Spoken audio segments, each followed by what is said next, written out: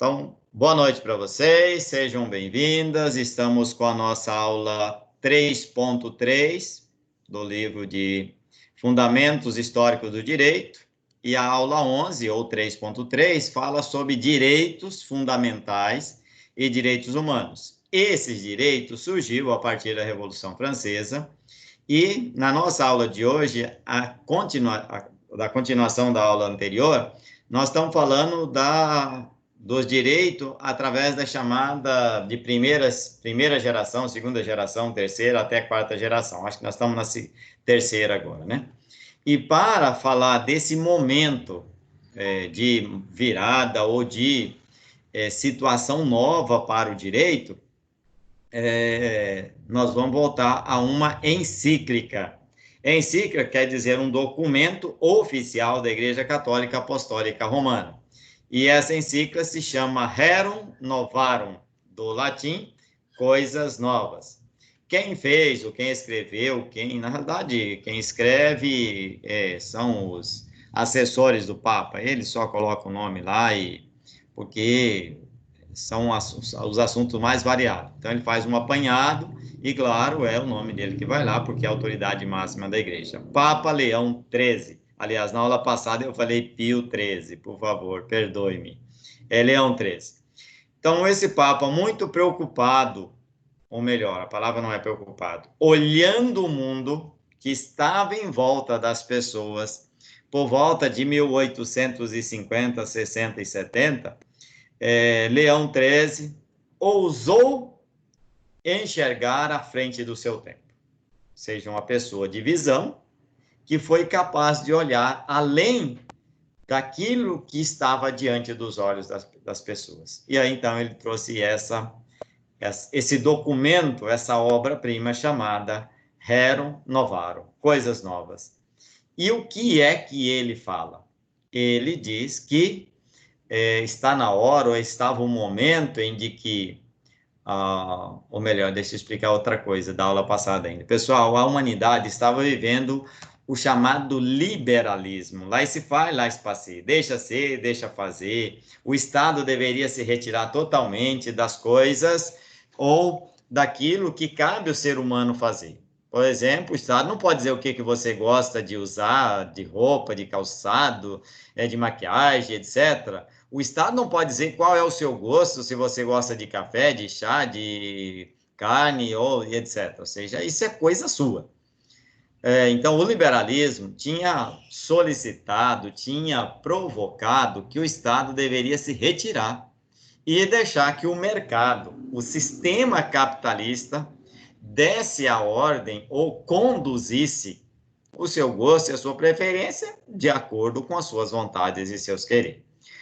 O detalhe é que o Papa, quando viu esse liberalismo em pleno funcionamento, ele percebeu coisas muito novas. E coisas novas que as pessoas não estavam sabendo lidar e admitir com elas.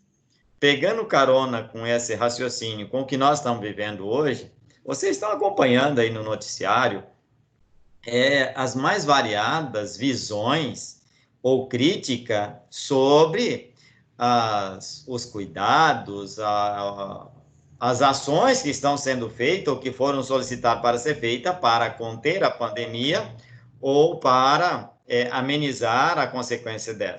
Deixa eu acolher também José Alexander. Seja bem-vindo, José. Então, por exemplo, eu ouvi hoje aí que um médico falando assim, usar máscara protege, vírgula. Aí, opa, um médico falar, então, fui ouvir, né? E ele diz, olha, a máscara protege. Se você está num grupo aglomerado, se você está próximo de outras pessoas, a máscara vai te proteger. Agora, você imagina que você está numa rua ou se você está numa estrada, usando um capacete e usando máscara.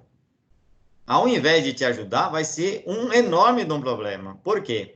O ar que você vai passar a respirar é o gás carbônico que você acabou de expelir para fora. Então, percebe que ele tem razão? E aí, eu vou usar máscara, não vou usar máscara? Ora, depende da situação também. Mas, o que acontece? As pessoas tendem a olhar só para um viés, ou só para uma visão. Ah, então eu não vou usar máscara. Não, agora você só vai usar máscaras. É relativa essa situação. Ou seja, o uso da máscara, a reclusão, ela é importante, é necessária, sim, mas até que ponto? Ou seja, a gente tem que ter a mente aberta, capaz de ver os limites também. Ora, a gente não sabe o que está acontecendo com as outras pessoas. Hoje o rapaz da luz veio, da Energisa veio trazer o talão da luz. E claro que eu fui lá e peguei o talão da luz, mas por quantas pessoas ele passou? Eu não, não passei álcool gel no papel lá para pegar na mão. Então, senão a gente vai virar um verdadeiro, sei lá como é que eu vou usar essa palavra, né? Vamos ter que se fechar dentro de uma bolha aí para nada acontecer. Então, o Papa quis exatamente analisar as coisas que estavam acontecendo, ou seja, a novidade que o mundo estava vivendo, chamado cientificismo, chamada sociologia, chamado psicologia, psiquiatria, sociologia, esses dias que estavam acontecendo de maneira pandêmica, né? Estava chegando tudo de uma vez só. E as pessoas não estavam conseguindo administrar isso. Então, aí é que ele escreve as coisas novas. Nessa obra, então, o Papa Leão XIII, cobrando do Estado maior intervenção em benefício da dignidade humana. Então, lembra que o liberalismo tinha pedido para o Estado se retirar de tudo aquilo que cabia o ser humano fazer. E o que o Papa fala na encíclica? Que o Estado, ao contrário, deveria voltar a colocar alguma, alguma intervenção, a palavra é essa, né? Deveria intervir quando os direitos à dignidade dos seres humanos, da pessoa humana, estava sendo tolhida. Se vocês acompanharam essa semana também, aí teve uma polêmica danada por causa de uma afirmação do ex-presidente Lula, que ele disse, graças a Deus que surgiu o coronavírus, né? Claro que era dentro de um contexto lá, mas o que ele queria dizer é que, com isso, nós percebemos o tamanho da importância que é a intervenção do Estado. Ora, quem é que é capaz de trazer recursos ou de promover hospital de campanha ou de promover testes rápidos aí para a população inteira ou de definir que você fica em casa, que não vai ter isso, que não vai ter aquilo, ou seja, o Estado. E a gente não tinha consciência, a maioria das pessoas não tinham consciência disso. Nós até usamos o que o Estado propõe. Por exemplo, você anda na rua, e você até percebe que a rua tá linda, tá maravilhosa, tá pintada, o asfalto tá bom, ou então tem buraco demais, não sei o quê. Aí é que você lembra do Estado. Mas se tá tudo normal, a gente passa despercebido. É assim, né, professora? A gente não viu o poder que o Estado tinha, né, no caso. Exatamente. Então, o que o Papa está dizendo é que, ao invés do Estado se retirar, não, o Estado deveria era entrar. Entrar e definir aquilo que não estava bem para a sociedade. E a gente está percebendo isso agora. Quanta coisa o Estado pode e deve fazer de benefício. Olha essa ajuda. Eu moro numa comunidade aqui chamada São Miguel, abaixo do CTG ali, são 190 famílias. E ali tem muita gente pobre mesmo. Mas quando eu falo pobre, é miserável mesmo, tá? E, gente, como eles estão agradecidos por esses R$ 600 que entraram na conta deles. Ou seja, e quem fez isso? O Estado. O poder do Estado. E o Estado tem esse poder, tem essa condição, tem essa capacidade. Então é por aí que vai a intervenção do Papa, né? Os Estados, continuando a ideia do Leão XIII, o Estado forçosamente passa a pensar em direito ao trabalho, direito à assistência, direito à educação, como forma primária do que viria a ser a criação dos chamados direitos econômicos e sociais, o que a gente está vivendo hoje na prática. O que é um direito social? De você não sair sem máscara para não contaminar, de você não se reunir com fazer aglomeramento de pessoas para não tornar a proliferação do vírus de maneira pandêmica, ou seja, por todas as pessoas. Quem define salário mínimo hoje? Quem define o valor do real frente ao dólar? quem define o sistema inflacionário? Ou seja, os órgãos, as instituições estatais. Depois de alguns conflitos, os direitos econômicos e sociais, enfim, foram oferecidos na Constituição da França de 1848. Aqui seria importante que a gente pudesse engatar um ré aqui e voltar nos chamados movimento de 1820, 1830, 1840, que foram movimentos que paulatinamente saíram da ideia liberalista e trouxeram uma ideia neoliberalista. O neoliberalismo, deixa que daqui a pouco eu falo um pouquinho mais sobre ele. Os documentos jurídicos, depois dessa Constituição de 48, que reconhecia não só o direito de propriedade, como estava Deus do direito romano, mas agora também direitos econômicos. Então, se você ganha um salário, esse salário, o que é o salário? A palavra salário vem de sal, vem de soldo, né? Mas seria o recurso necessário para você ter uma vida digna, para que você pudesse promover o bem-estar seu e da sua família durante um mês, né? A questão inflacionária. Então, se a inflação, processo inflacionário, aumento contínuo e generalizado dos preços num determinado período, se ele está subindo mais do que a correção do salário, então o governo precisa soltar um gatilho, uma palavra da economia, para equiparar. O que o governo está acabando de propor aí numa nova medida, acho que não é medida, e agora foi votado mesmo, uma nova lei, né? Eu já acolhi alguém aí que eu nem vi quem que é, mas seja bem-vinda. Uma ajuda aos estados e municípios, porém com uma condição, que não dê aumento de salário para funcionalismo público, ou seja, há um contrapeso nisso. E por que é necessário ter o aumento? Porque há uma defasagem. Só para vocês terem noção, o meu salário de professor universitário, nos últimos 23 anos que eu estou nessa carreira, ele está defasado em 37%, ou seja, eu teria que ter um aumento real de 37% para ser comparado com o mesmo valor de quando eu comecei a trabalhar. Ou seja, eu estou perdendo, por causa do processo inflacionário, já 37% na minha carreira de professor. Então, daí é que vem o aumento. Quem define esses aumentos? O Estado, de novo, né? Os governos. Os documentos jurídicos em questão garantem, então, direitos reconhecedores da família, da propriedade, do trabalho, da educação, do assistencialismo, aos que não têm condições de trabalhar ou através dos trabalhos públicos, ou seja, o auxílio por meio de contribuição pública. Na medida em que transformam a história dos outros países, passam a inserir direitos em suas legislações. Esse é o famoso Ctrl+C e Ctrl+V, né? Copiar e colar. E isso se a gente pudesse agora abrir as nossas 8 constituições, na realidade 7 constituições republicanas, vocês iam perceber que a maioria delas são cópias. Ou ora é cópia da Constituição norte-americana, ou ora é cópia da Constituição alemã, polaca, venezuelana, polonesa e assim por diante. Ou seja, porque esses outros países inovaram antes da gente. Então, nada melhor do que ir lá e copiar também, né?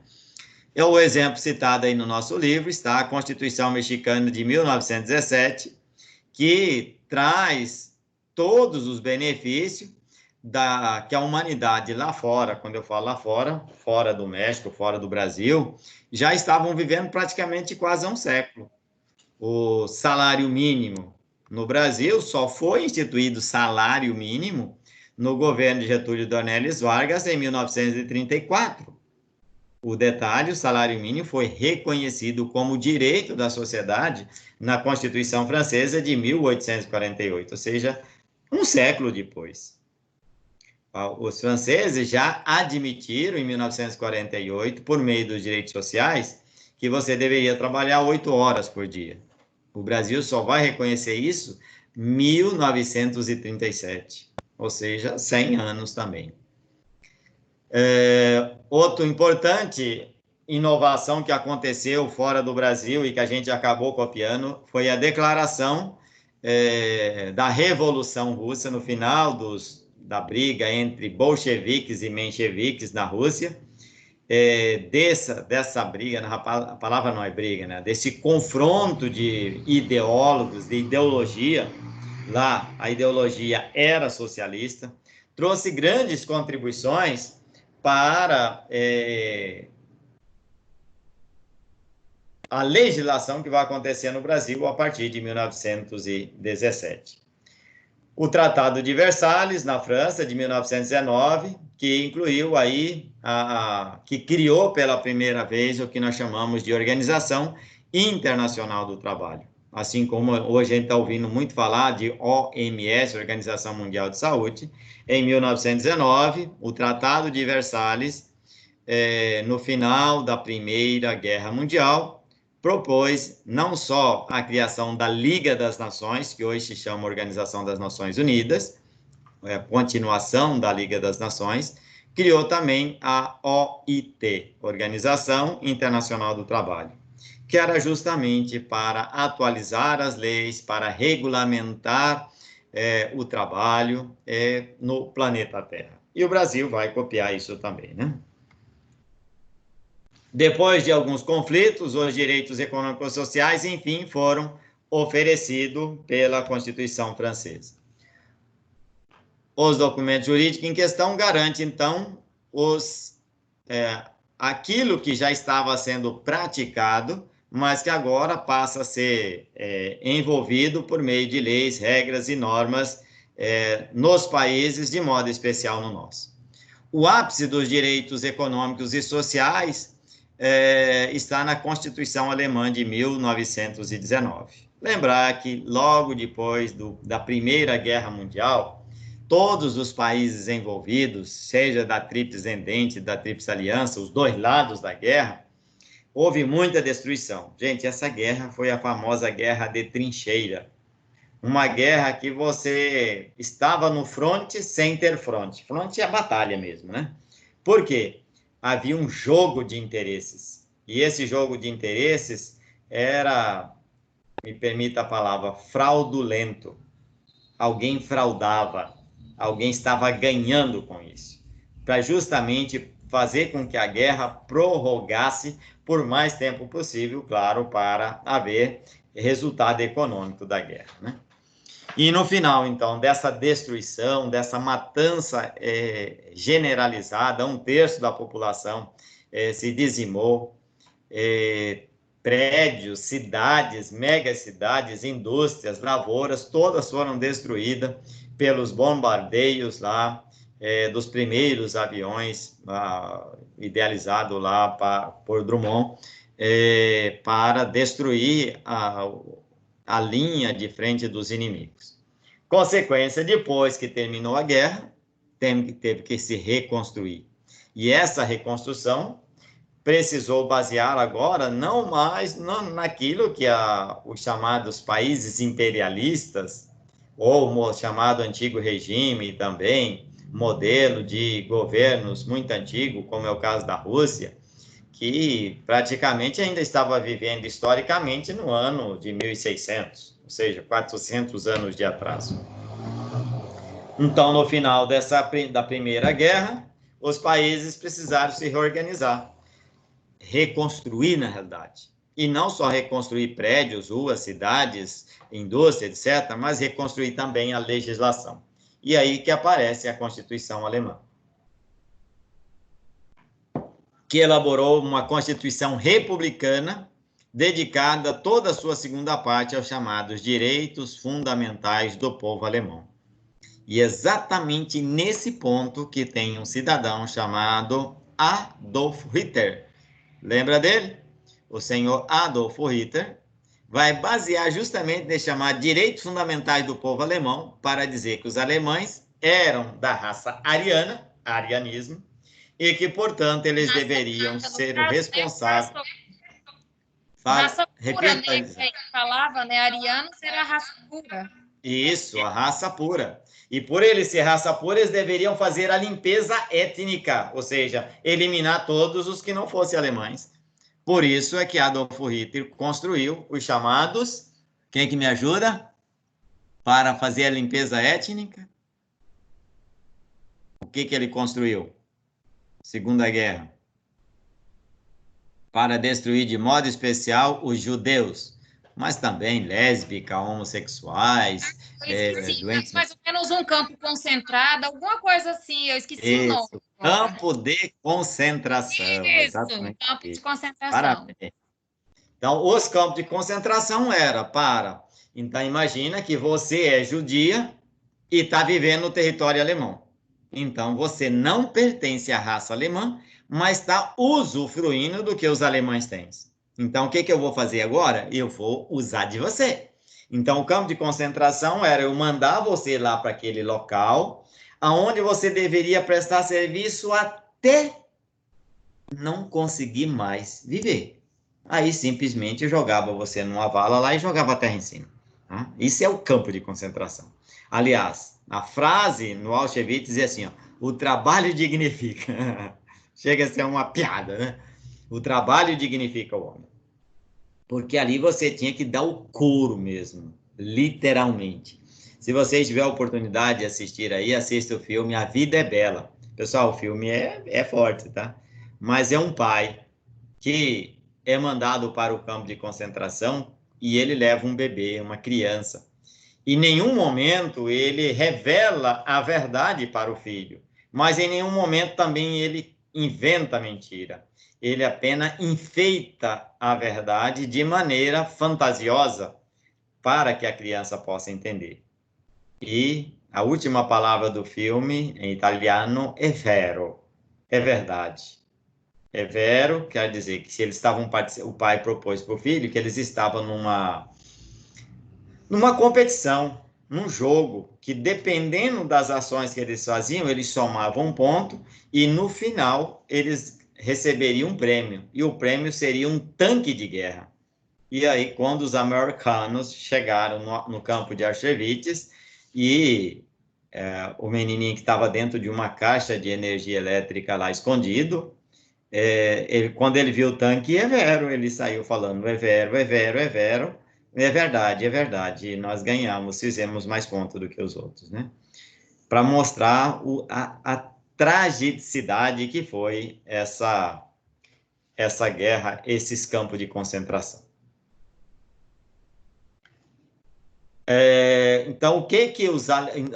Então, isso é consequência do que o Adolfo Hitler adotou, ou seja, ele baseou isso para elevar a moral do povo alemão, baseado em um princípio de arianismo. Pessoal, o arianismo não foi inventado por Adolfo Hitler, não, é uma expressão dos povos índos arábicos de 2000 anos antes de Cristo, que já faziam limpeza étnica também. Ele só jogou isso para a cultura alemã, para aquele momento, os alemães. Estamos falando do Adolf Hitler, né? Uma coisa que eu não consigo entender, eu já li algumas reportagens, né? Assisti esse filme aí, mas eu não consegui entender como que conseguiram dar tanta força a esse homem, né? A dar força a esse pensamento dele tão doentio, né? Mas é isso, é o que nós estamos vivendo agora, essa situação. Também vejo as isso. As pessoas, elas fazem, como é que eu vou usar a palavra aqui para não ferir a dignidade nem a ética? A gente se deixa convencer. E quando Sim. você se deixa convencer, aquele que convenceu você, ele tem toda a verdade. E você não é capaz de enxergar outra coisa a não ser a verdade que ele está dizendo. Então, por isso que os alemães foram atrás dele. E não só alemães, suíços e... o poder persuasivo dele foi mais forte.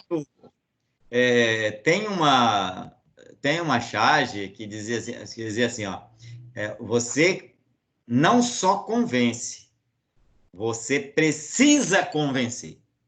Né? Porque você convence superlativo, né? Ou seja, você poderia. Não, você tem que convencer. O fato de convencer Professor? Aline, fala. Fala, Isabel. Professor, se eu não me engano também, pós a Primeira Guerra Mundial, a Alemanha ela se sentia muito fragilizada, como se ela tipo, tivesse retirado da Alemanha tudo aquilo pelo que ela lutou. E daí eu lembro também que quando eu li sobre a Segunda Guerra Mundial, o Adolf, ele pregava que com ele no poder a Alemanha teria todo o tempo de glória que ela conquistou, que ela tentava conquistar ali na Primeira Guerra Mundial, de volta. Então, eu acho que em todo caso, de todo grande de todo grande, me falta a palavra. Pode usar a palavra líder, mas também pode ser, pode ser ditador. Líder, mas não é. Ditador, exatamente. Todo grande ditador, ele assume o poder em épocas de crise, dizendo que o governo dele traria a solução. Exato. Então, por isso que eu falei que nós estamos vivendo um pouco disso. Por que essa briga entre o presidente Bolsonaro e os ministros da saúde? Porque o presidente tem uma visão e os médicos têm outra. E muita gente está vangloriando que o presidente tem a razão. Mas até onde ele tem razão? Claro que ele tem algumas razões, mas será que a razão dele é absoluta? E assim foi com Adolfo Hitler. E você tocou num ponto fundamental. Os alemães não só estavam fragilizados do ponto de vista da guerra, como eles foram responsabilizados. O Tratado de Versalhes, que eu acabei de ler antes ali, impôs à Alemanha que ela não podia ter exército, ela não podia fabricar arma, ela precisava pagar uma indenização bilionária para os Estados Unidos, para a Inglaterra, para a própria Rússia, que foram os países que participavam do outro lado da Tríplice Aliança, né? Então, é isso que estava ferindo, porque aí os alemães estavam reconstruindo, mas tudo que eles faziam era para dar dinheiro para os vencedores da guerra. Ou seja, isso era um verdadeiro atraso de vida, falando num português mais próximo de todo mundo, né? Então, o que Adolfo Hitler faz? Ele alimenta essa voracidade que os alemães precisavam para vencer essa baixa incentivo, essa baixa probabilidade de crescer e desenvolver, né? Então, ele foi fundamental para criar esse estado de ânimo no povo alemão. Caminhamos muito por aí, mas voltamos aqui, então. Então, nessa primeira... Do que nós estamos falando até agora, nós estamos falando dos chamados direitos de primeira e segunda geração. O que isso quer dizer? Que são aqueles direitos que a gente já percebia que tinha, mas que só vão ter forças a partir do momento em que eles se constituírem em um código de direito, né? Porque se eu falar assim, ó, você tem direito, mas aonde isso está escrito, professor? Porque nós costumamos falar que o que vale é o direito positivado. O que quer dizer direito positivado? Aquele que está escrito e está sendo válido e está sendo praticado agora, né? Daí a palavra positivado. Dedicado, então, à vida social, e a terceira parte da Constituição alemã era dedicada à sociedade religiosa, que é outro ponto muito, eu vou chamar nefrálgico para a sociedade, é você lidar com a questão religiosa. Deixa eu reabrir o meu slide aqui, porque ele se sumiu daqui.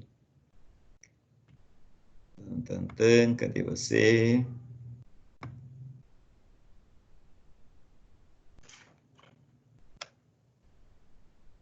Aula 11, Direitos Fundamentais. Vamos ver aqui.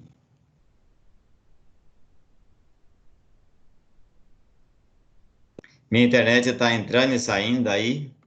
Me faz perder o... Agora eu vou ter que rodar bastante aqui. Então continuando conversando aí, então, quando termina a Primeira Guerra, tem um outro fenômeno que a gente precisa analisar do ponto de vista de direitos, é perceber que a maioria dos capitalistas ou dos donos de a indústria, mercado, etc., não perceberam ou não tinham informações como hoje a gente tem, que hoje, né, qualquer coisa que acontece lá do outro lado do mundo, a gente está vivendo aqui e agora, né? Não, aquela época era muito mais, demorava muito mais tempo para se chegar até a gente. A perda da humanidade. Um terço da população morreu. E, no entanto, as pessoas continuaram produzindo como se nada tivesse acontecido. Consequência, chegou um momento que havia mais produto do que pessoas. E isso vai causar a famosa crise da quebra da Bolsa de Nova York em 1929, a chamada Quinta-feira Cinzenta do sistema capitalista, onde 75% de toda a riqueza que existia no mundo desapareceu em 4 horas, porque era uma riqueza ideal e não real. Você tinha comprado ações da Bolsa de Valores numa determinada empresa que tinha milhões em capitais de ações, mas não em dinheiro. Aí as ações despencaram, você perdeu seu dinheiro, você perdeu sua riqueza e perdeu a vontade de viver e se matou também. E aonde estava o foco? Aonde foi a falha? Não analisaram um fator econômico, a sociedade. Olha essa pandemia agora. Gente, já são 22 mil pessoas mortas em 2 meses. Isso de uma doença. Nós não estamos computando os acidentes, as doenças disso e daquilo, que continuam matando no mesmo ritmo. Eu não fui atrás aqui do estado, mas eu vi hoje de manhã no Rio de Janeiro que entre março, abril e maio do ano passado morreram algo em torno de 1.700 pessoas e foram enterrados só no mês de maio já 2.300 pessoas. Claro que nem todas foram do coronavírus, mas percebe o tamanho o tamanho da quantidade de pessoas que morrem? Ora, se você não levar isso em consideração, o seu negócio que estava prevendo que você ia vender para 20 mil pessoas, as 20 mil pessoas morreram. E aí? Para quem que você vai vender agora? Para ninguém, porque não tem mais essas pessoas, né? E a quarta parte da Constituição da Alemã, de 1919, tratava sobre a questão do ensino. Ensino, especialmente fundamental, médio, ensino superior, ensino de jovens e adultos também. E a quinta parte sobre a vida econômica, como o Estado deveria se organizar economicamente. Confirmou-se um novo modelo social que mais tarde passou a configurar também nas legislações de outro país, a exemplo do nosso aqui, 1930, o querido papai dos pobres, mas também, qual era o outro apelido de Getúlio Vargas? Alguém sabe? Nos livros didáticos chama ele de papai dos pobres. Mas, outro apelido que era dado para ele? Alguém lembra?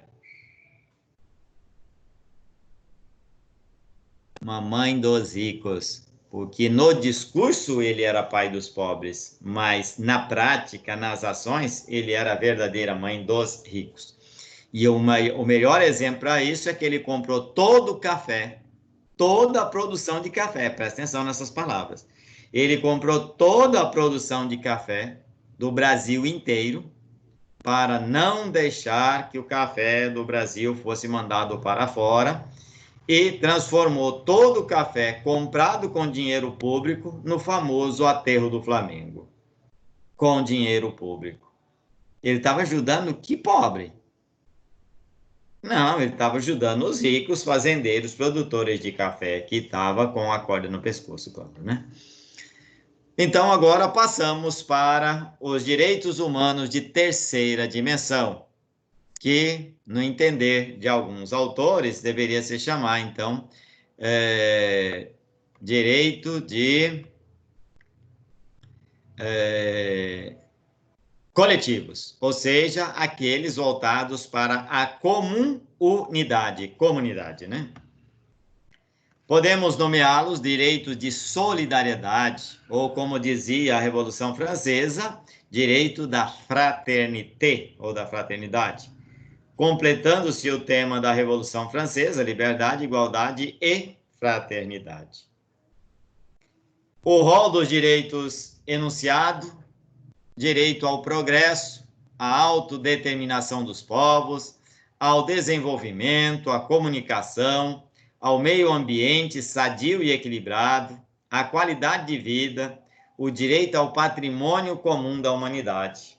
Presta atenção nesse direito, porque isso o Brasil está pecando muito, especialmente com relação à nossa amada e querida Amazônia, né? Não em termos de Estado, mas eu estou falando Amazônia legal, Amazônia floresta, Amazônia biodiversidade e assim por diante. Nós estamos pecando muito com relação a isso. E vamos pagar um preço muito caro mais tarde. Mas, de repente, para mim já vai ser tarde demais, né? Os direitos modernos, provenientes da urbanização das sociedades humanas, não cabia mais às regras do período medieval, em que o direito canônico, que nós vamos falar especialmente agora na unidade 4, seção 1, aonde a igreja é que estabeleceu quais eram os direitos e quais eram os tipos de direito que deveria prevalecer na sociedade medieval, uma sociedade que era extremamente rural. E agora, uma sociedade urbana, nas megacidades, com N problemas diferentes daqueles vividos no campo. A terceira dimensão de direito surge como resultado de novas reivindicações dos próprios seres humanos. Aqueles humanos que lá atrás estavam brigando pelo fim da monarquia, do poder absoluto dos reis, brigando para ter o direito de votar, agora isso tudo já era passado. Agora as novas reivindicações eram o que nós vamos fazer diante da pandemia, por exemplo, agora? Ou o que nós vamos fazer diante da tecnologia? Como vamos lidar com essa situação de aula online? Gente, eu confesso para vocês que hoje eu tive um dia de cão, né? Porque gravando aula, ou melhor, tendo aula ao vivo com os meus alunos do período da manhã, do período da tarde. O detalhe, eu tive aula hoje, por exemplo, com um 9º ano, que tinha 35 alunos matriculados e 4 entrou na sala. A pergunta é, que valor tem essa minha aula se só 4 assistiram ela? Ah, mas professor, só vai gravar ela e os outros vão ver. Beleza, vamos ver se não acontece que nem as minhas aulas até agora, que lá no portal, pelo Time, como é que é? TM, não, vocês não conseguem ver. Precisei transformar ela em aula lá no meu portal do YouTube para vocês poderem assistir. E já falando nisso, então, minha aula, a partir da aula passada, está lá na unidade 3.2, com o nome Vídeo Aula do YouTube. Pessoal, é a gravação da minha aula aqui no Times, né? Então, essa terceira geração buscava, então, ou melhor, levou as pessoas a pensar que o Estado deveria oferecer assistência, não só em momentos ou em situações em que a pessoa não podia, mas o Estado deveria ser o responsável pelo destino das pessoas. Olha que novidade! Isso era totalmente diferente da ideia do laissez-faire, laissez-passer do liberalismo. Em seu esboço, preocupou-se em fornecer garantias aos direitos já existentes, ou seja, não muda o que você já conseguiu. Mas essas novas reivindicações acabam se transformando em ferramenta para aperfeiçoar o que já existia e para trazer na doutrina jurídica um amadurecimento nunca visto antes. Hoje, quando eu assisto aí os ministros do Supremo Tribunal fazendo discussão de coisas atualíssimas, eu me pergunto assim, ó, eu não gostaria de ser um ministro, não, né? Porque, gente, tem que ter cabeça, né? Cabeça no lugar, não é só ter cabeça, mas cabeça no lugar para definir, porque as palavras deles são palavras finales do latim, quer dizer, é a última. Então, a conclusão deles é válida até que seja derrubado novamente, mas, ou seja, eles estão ali para pacificar, e quanta coisa está sendo necessário pacificar nesse momento. No contexto da Essa globalização, ou terceira seja, dimensão, então, os direitos de terceira dimensão são aqueles voltados para a comunidade, não para a pessoa. ele é Porque, baseado por exemplo, baseado que, por exemplo, você tem direito de ter iluminação pública, você tem o direito de segurança pública, você tem direito de saúde pública, né? Então, isso é chamado direito de terceira dimensão. O direito de quarta dimensão já está falando sobre, por exemplo, você não ser invadido na sua privacidade com relação, por exemplo, aí aos meios de comunicação. Isso já é de quarta geração. Entendido?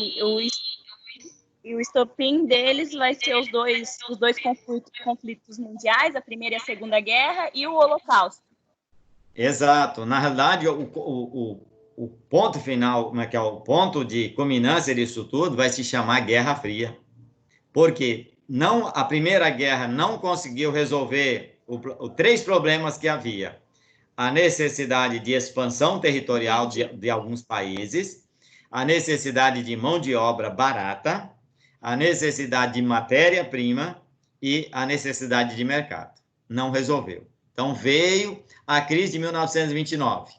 Veio a tentativa de solução com a Segunda Guerra, que também não aconteceu. Aí houve a Guerra Fria vai ser, eu vou chamar assim, o pano de fundo para tentar acalmar isso.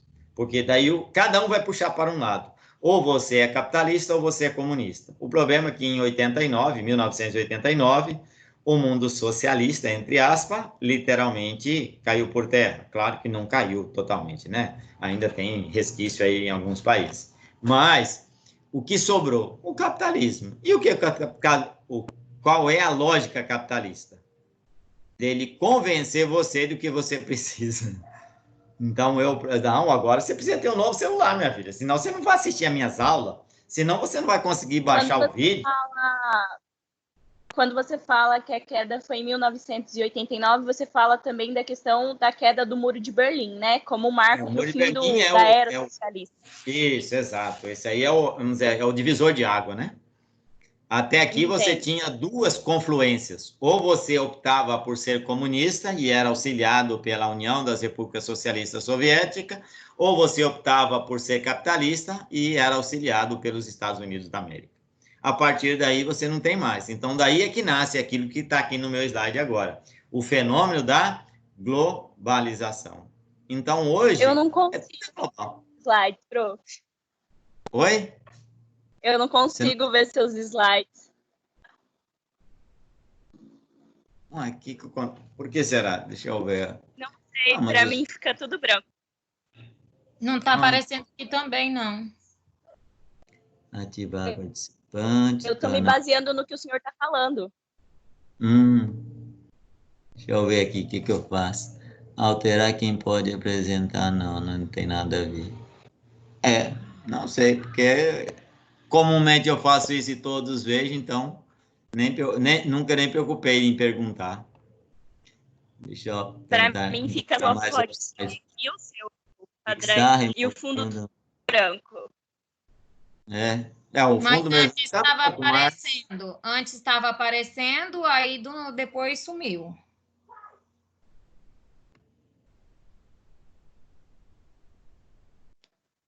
E agora? Outro usuário agora não Ainda? Nada.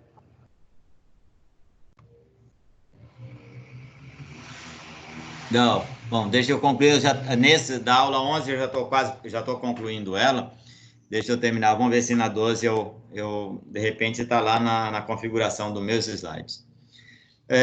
Então, esses direitos de terceira dimensão, eles vão voltar-se para a coletividade, e essa coletividade, então, precisa ver e perceber que o Estado agora, preste atenção nessa palavra, o Estado agora está colocando literalmente...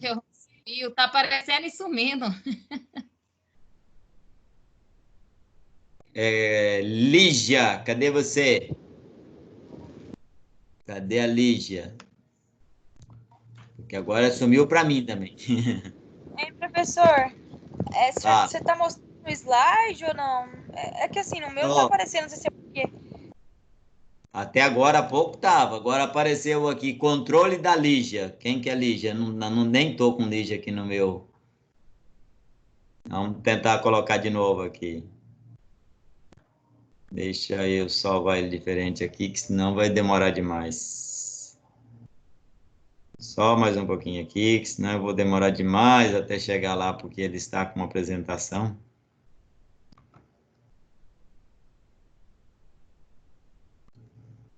Ô, filho de Deus, vai logo.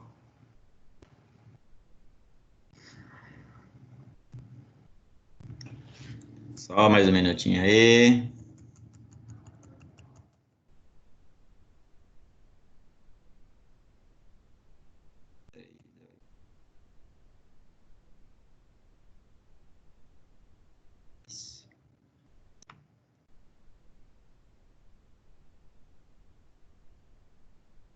Vamos ver de novo aqui, se nós conseguimos compartilhar, procurar. Drive.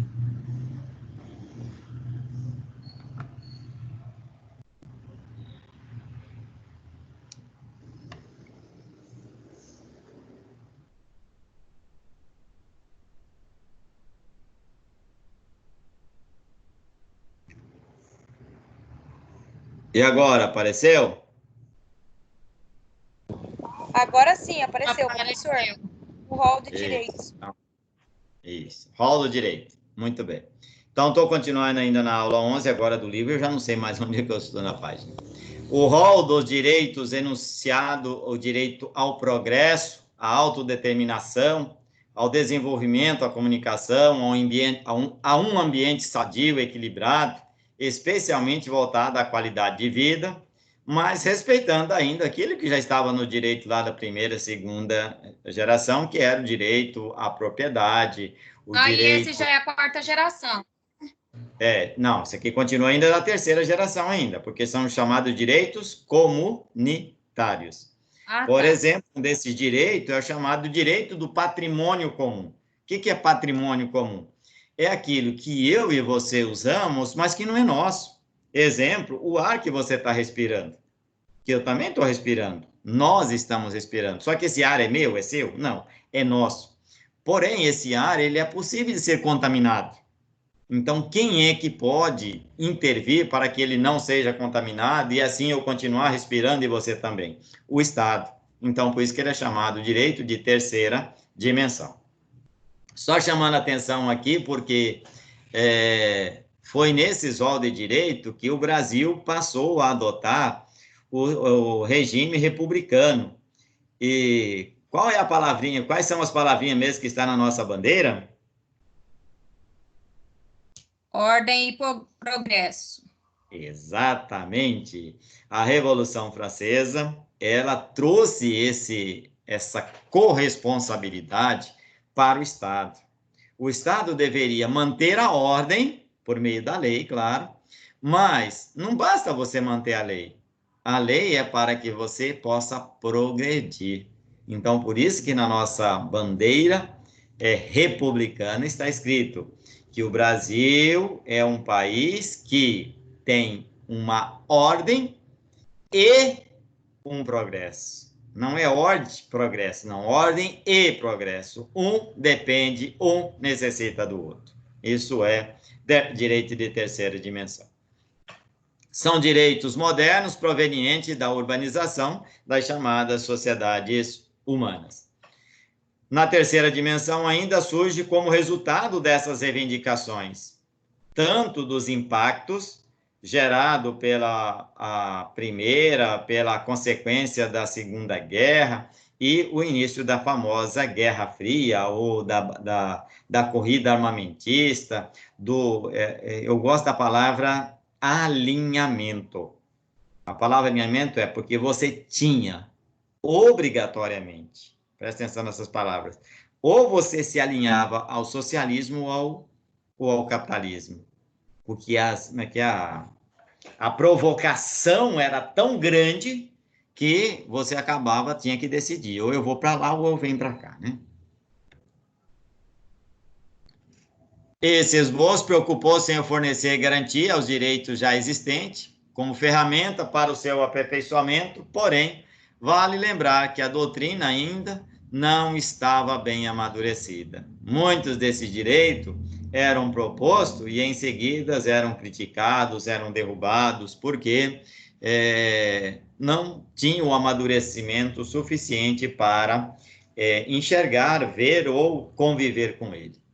E é nesse fenômeno que nós estamos falando de globalização.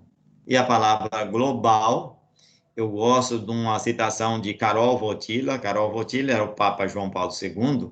Ele cunhou uma frase em uma encíclica, que agora já não lembro mais qual é o nome dela, que dizia assim, ó, nós passamos a viver, a partir de 1980, 70, 90, o ano não interessa, mas, ou seja, a partir do fim da quebra do Muro de Berlim, aí nós passamos a viver um fenômeno chamado de aldeia global.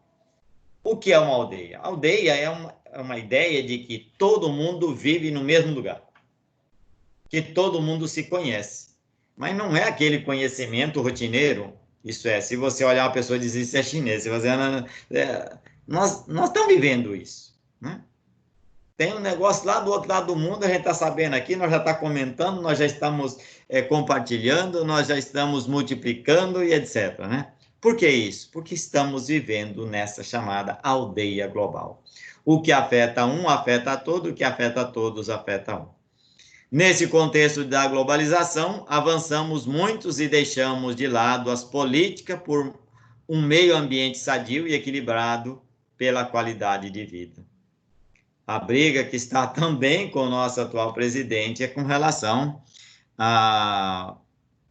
ao avanço da sociedade, como é que eu vou falar, da socialização em meios que até agora estavam preservados. E a justificativa é que o Brasil precisa crescer economicamente. Até que ponto, né? Trata-se historicamente do direito novo, mas previsto pelas atuais legislações, ou seja, o que é global hoje é quando os países são capazes de se adequar ao que está sendo vivido pela humanidade no planeta Terra mesmo. Quando há situações aí, como dizem em metodologia, quando há ruído, é porque essa globalização ainda não está sendo praticada e vivida. A nossa Constituição de 88, a nossa última Constituição, chamada Constituição Cidadã, inclui, na maioria dos seus princípios, esse direito como direito de causas pétricas, que quer dizer que eles não podem ser medidos a não ser por uma outra Constituição. Então, não é porque você não gosta, não é porque não está de acordo com os seus interesses que ele vai ser mudado, né? O que não se garante são políticas públicas que protejam algumas comunidades da exclusão social, da precariedade da qualidade de vida, advinda especialmente daquele progresso rápido, porém sem os cuidados devidos ao meio ambiente, à água tratada, ao esgoto, a palavra mágica, ao saneamento básico, né? Para todos os direitos até agora estudados e, portanto, consolidados, as três primeiras dimensões dos direitos humanos, encontramos as devidas garantias, mesmo considerando as chamadas dificuldades de expressão. Porque muitos direitos, eles foram escritos em letras garrafais, mas eles não chegam ao alcance das pessoas. Vocês sabem que existe recursos, tanto no Banco do Brasil, na Caixa Econômica, chamado recurso de fundos perdidos? Alguém já ouviu essa expressão? Não. Não, quer dizer assim, ó, se você precisa de dinheiro para pagar a faculdade, aí então você vai lá na Caixa, ó, eu preciso de um recurso para pagar a faculdade, mas eu quero esse recurso do fundo, de fundo perdido. Aí a Caixa, tem, então eu vou te emprestar. O que quer dizer? Você vai pegar esse dinheiro, você vai lá pagar a faculdade, pegar o carnê da faculdade, levar lá na Caixa, está aqui, ó, eu paguei. Acabou a sua dívida. Só que quem é que faz propaganda disso? Ninguém. E eu duvido que você for lá, se a Caixa vai dizer que tem esse recurso. E o detalhe, tem bilhões. Mas é para os amigos do rei, tá? Não para os inimigos. Mas aí, Oi. nesse caso, para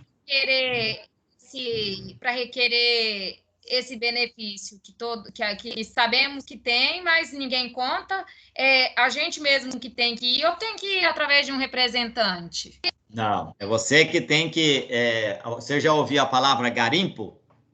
É você que tem que garimpar nos sites do governo federal, do Banco Central, das políticas públicas. Sim, você já tem que ir munido de armas para poder mostrar para eles que você sabe que você... Então, primeiro você tem que dizer, olha, eu encontrei esse recurso aqui lá na secretaria do tal lá, sim, e eu quero participar dele. Se não, meu filho, eles vão mas inventar 1000 razões. E, gente, não é o exemplo aqui de estudo é apenas um. Tem para você comprar sua casa, tem para você financiar sua loja, tem para você estudar fora do Brasil e assim por diante. Tudo recurso de fundo perdido. E o detalhe, gente, se vocês olharem no dia 31 de dezembro, presta atenção nisso. No dia 31 de dezembro é o dia que não existe para contabilidade. Vocês sabem que não existe 31, né? Então, dia 31 de dezembro é o dia que os bancos, as instituições, as empresas, elas fazem conta, ou melhor, elas prestam conta na sua transparência, porque ninguém vai ver mesmo, né? Aí você vai ver lá, o recurso de fundo perdido devolvido para o Banco Central, ou devolvido para da onde veio esse recurso. Ora, se foi devolvido é porque ele foi mandado para cá, né? E isso é uma verdadeira sacanagem, né? Ora, é isso que eu acabei de ler para vocês aí. Os direitos são criados, mas são velados. Tem uma outra expressão, que vai ser na próxima aula, mas já vou adiantar ela aqui. A expressão assim, só para inglês ver. Alguém já ouviu essa expressão?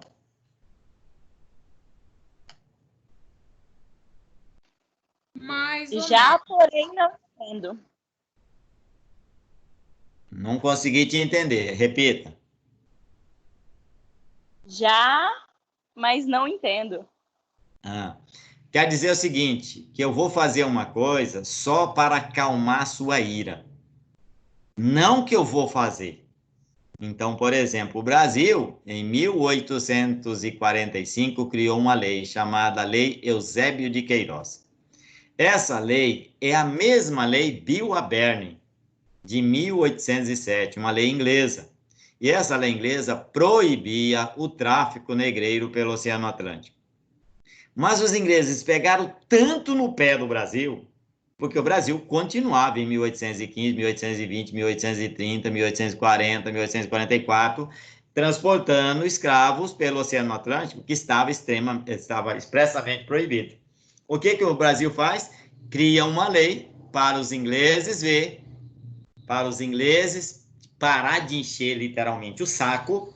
Porém, quando é que acabou a escravidão? 1945? 1845? Não. 40 anos depois. 1888. Por quê? Essa lei foi só para os ingleses ver.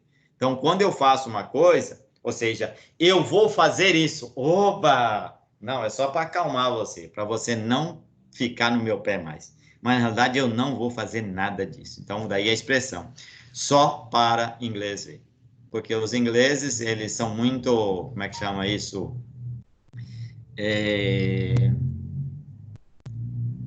Ai, meu Deus, a palavra é britânico, né? Pontuais. Então, se você criou uma lei, essa lei foi criada para regular, para conduzir, para fazer você fazer. Porém, no Brasil, vocês sabem que a boa parte das leis, elas são feitas somente para ter a letra da lei, não para ser cumprida e praticada. Então, tá aí. Para todos os direitos, até agora estudados e consolidados, precisa ainda passar por uma efetivação. Efetivação, sair do papel e chegar na prática. Muitas pessoas da vila onde eu moro ali estão me perguntando, professor, será que eles vão prorrogar esse auxílio dos R$600? E eu falei, quase com certeza por mais 6 meses. Começaram a dar pulo de alegria, né? E eu não estou inventando isso. Porque eu já li o rascunho do projeto de lei de um deputado que já pediu que seja ampliado, não só para 3 meses, né, mas para 6 meses, ou seja, ainda teria mais 5 parcelas de R$600 aí para auxílio social, né? Primeiramente, ou seja, para que essa efetivação aconteça, primeiramente nós temos a necessidade de reconhecer quais são as garantias que nós temos. Você compra uma propriedade hoje, você tem garantia de que ela é sua? Você compra um carro, você tem garantia de que ele é seu? Olha o documento lá, se ele não está alienado. O que quer dizer alienado? Que se você atrasar 3 parcelas, 2 parcelas, depende do seu contrato, o bem será tirado de você sem devolução de 1 centavo. Ora, o que é direito e o que é garantias? As duas coisas caminham juntas. Então, para a gente fazer uma parada e uma reflexão diante disso, eu chamo isso de assimilar. Para o nosso autor Moraes e Silva, os direitos são disposições declaratórias. Tratam de informar a existência de direitos reconhecidos e positivados. Reconhecido foi feito pensando no bem-estar da coletividade. Positivado, ele não só foi pensado, ele foi escrito, publicado e, não vem a palavra, Constituição foi homologada. Foi homologado porque ele tinha razão de ser. Já as garantias traduzem disposições que os direitos que estão positivados sejam garantidos. Ou, se eles não forem garantidos, tem que ter uma reparação. Ou seja, se o seu direito foi violado, cabe recurso, cabe aí um habeas corpus, cabe aí um recursal, né, nessa linha. Última parte do nosso chamado constitucionalismo, dos direitos humanos e modernos, os direitos de 4ª geração. Surge na era digital, ou seja, a partir da década de 1940, 50, 60, 70. Também pode ser chamado de direito de sobrevivência ou direito de informação. Eu confesso para você que eu estou ficando quase sem cabelo. É que eu já sou meio careca mesmo, né? Porque, gente, por mais que eu estude, por mais que eu me prepare, por mais que eu me atualize, o bendito do Windows já tem uma atualização. Eu vou lá, atualizo ele e eu já não sei mais na onde está nada desse troço. Ora, então, eu virei um verdadeiro, me permita a palavra, um joguete, né? De ficar aí agora preenchendo e atendendo questão de portal. Fazendo coisa no portal. Eu não sou mais professor, eu falo para você, eu não sou mais não. Eu sou preenchedor de portal. Porque eu sou professor durante 2 horas e durante 12, 13, 14 horas por dia, eu estou em função de portal. Porque se vocês sabem, eu tenho que acompanhar vocês lá, quantas aulas vocês assistiram, quanto tempo vocês levaram para fazer minha questão, e eu tenho que fazer relatório disso. Todos os dias. Isso é um verdadeiro pantanal, né? E isso eu não estou falando só da faculdade, não, gente. Eu estou falando do Instituto Federal, estou falando da Escola 3 de Maio, da Escola Mauro Vaz e assim por diante, né? Por trás, então, dos direitos de 4ª dimensão, temos algum rol de direito. Primeiro deles, preservação do chamado genoma humano. Pessoal, hoje a tecnologia literalmente é capaz de pegar uma célula sua e fazer outra de você. Isso lá em 2012, nós conhecemos essa prática por meio da ovelhinha Dolly, se alguém lembra, né? A ovelhinha Dolly foi um verdadeiro sucesso da ciência que transformou uma célula de uma ovelha que tinha 10 anos de vida em uma ovelhinha zero bala. Novinha, nasceu, cresceu, desenvolveu e morreu com 3 anos de velha.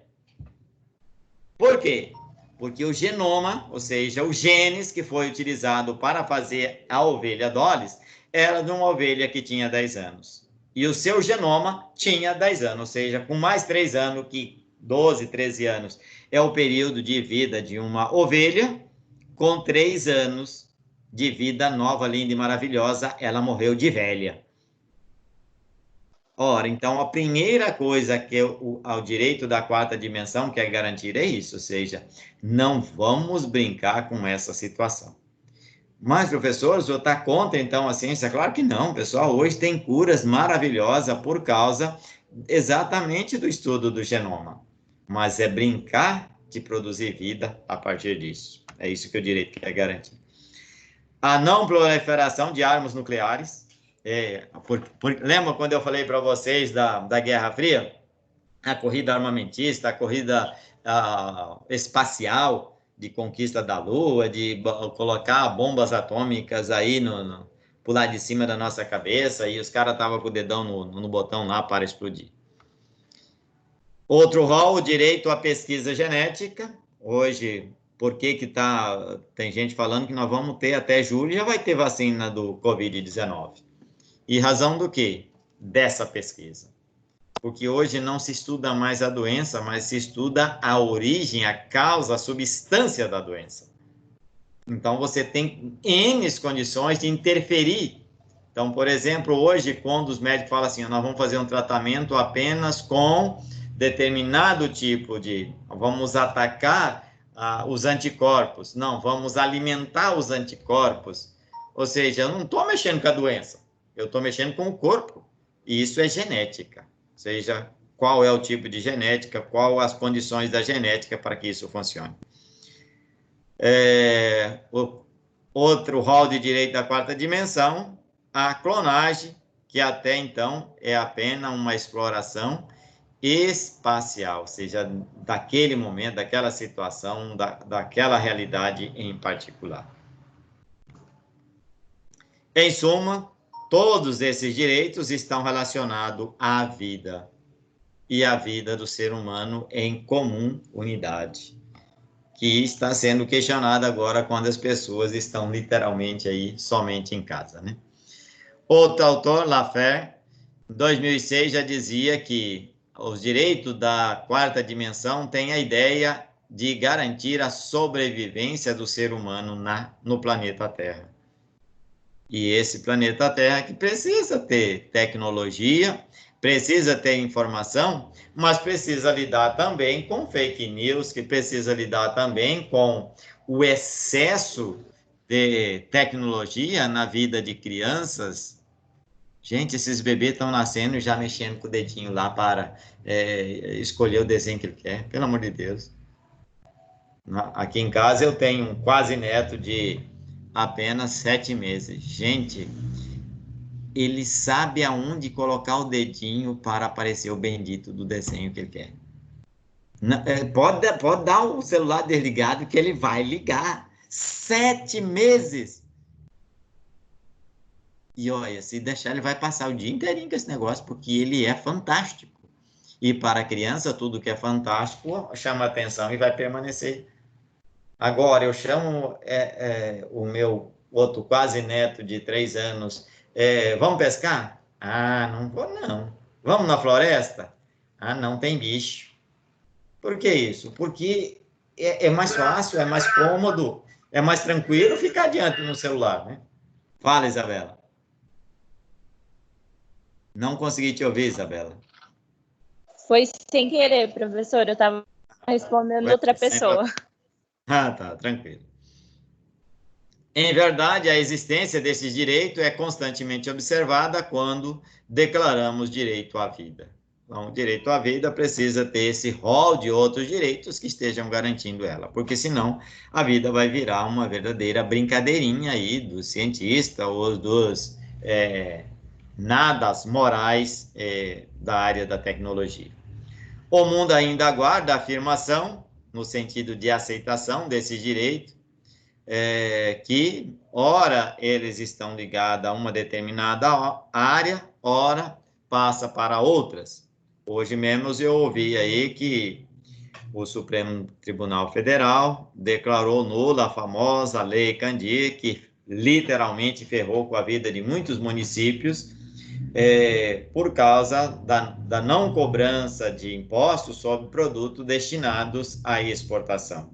Então, Primavera, por exemplo, lá em 97, lá 2007, né? 2007, não lembro mais.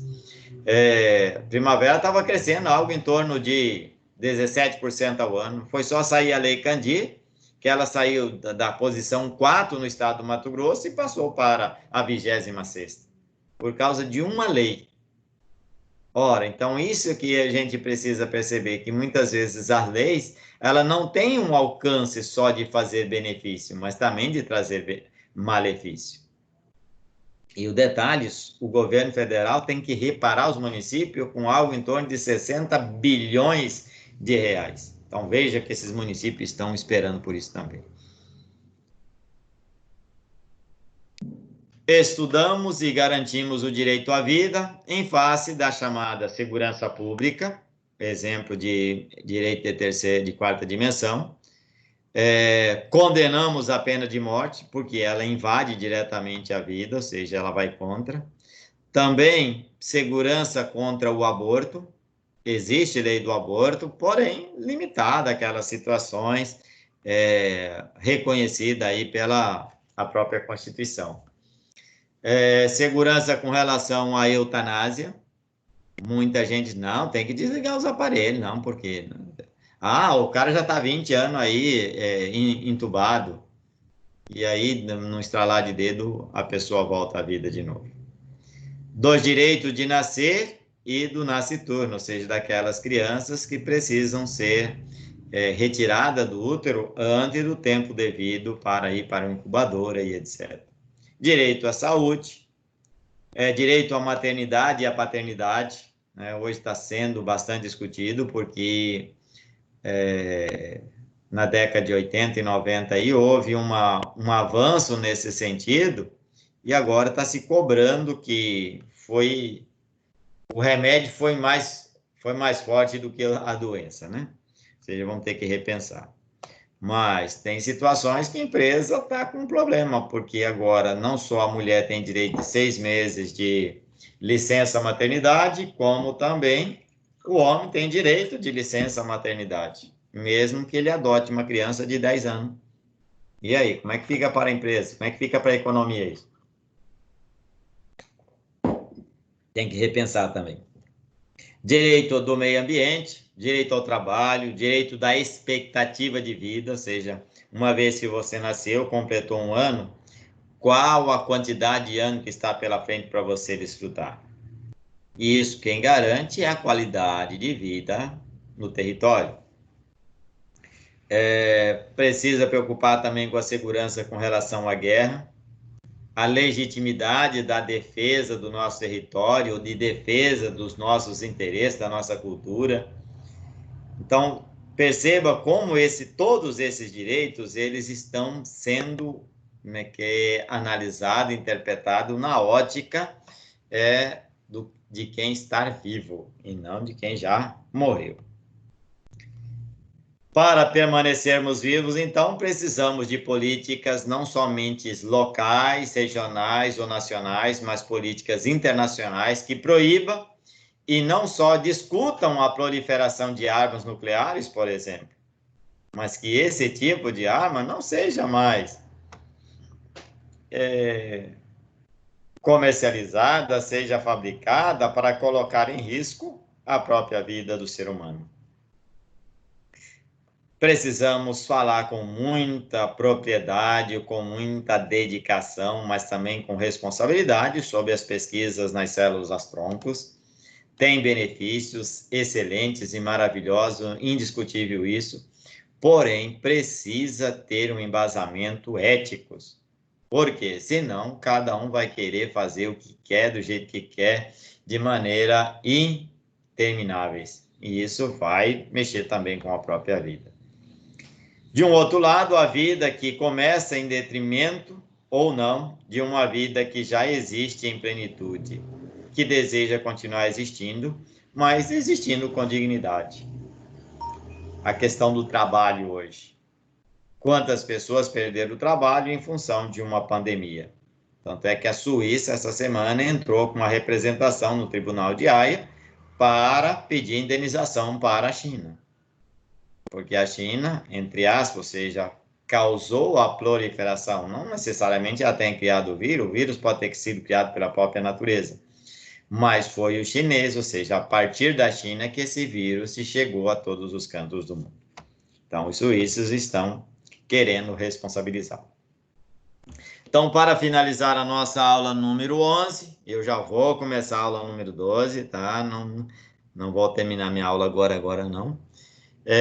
Então, para finalizar os estudos dessa unidade 3, não podemos deixar de registrar que existem outros autores que defendem a existência de direito de uma quinta, de uma sexta dimensão já. O direito de quinta dimensão é o reconhecimento hoje de essa condição do ser humano de não ser mais homem e mulher. Então, eles estão chamando isso de quinta geração. De sexta geração, de você, por exemplo, escolher não comer, não beber, ou seja, você dá um fim para a sua própria vida. Então, isso já seria um direito de sexta dimensão.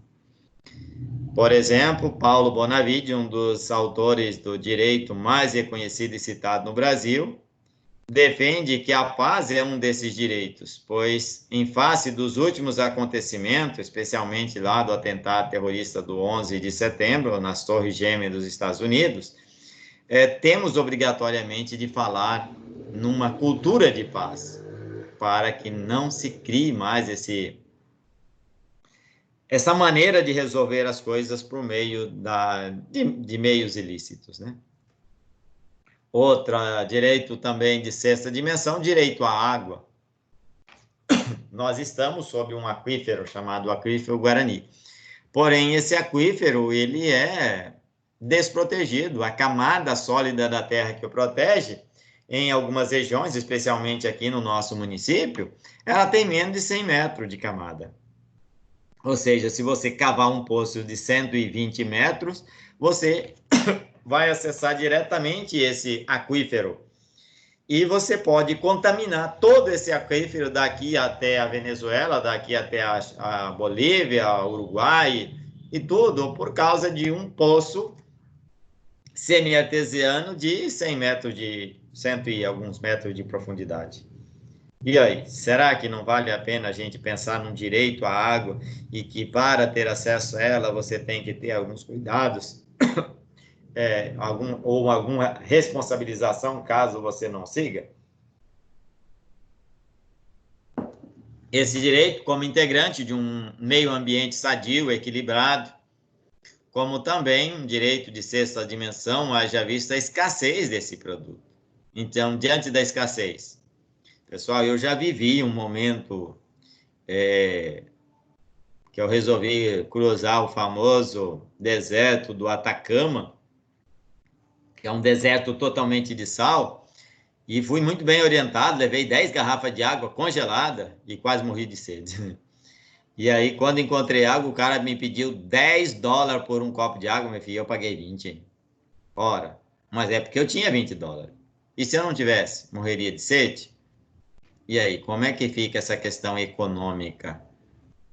Ou como fica as gerações futuras quando nós estamos utilizando de maneira não responsável essa condição? Essa dimensão surge do abuso dos recursos naturais, né? Abuso no uso desses recursos. Ou abuso no sentido de achar que eles são ilimitados, como se pensava que a atmosfera do planeta Terra suportaria tudo. Eu sugiro que vocês assistam um videozinho animado no YouTube chamado Direito das Coisas. Gente, acho que é 2 ou 3 minutos, mas é fantástico. Mostra justamente essa realidade, ou seja, o que nós estamos fazendo com o planeta e o que o planeta vai fazer com a gente depois, né?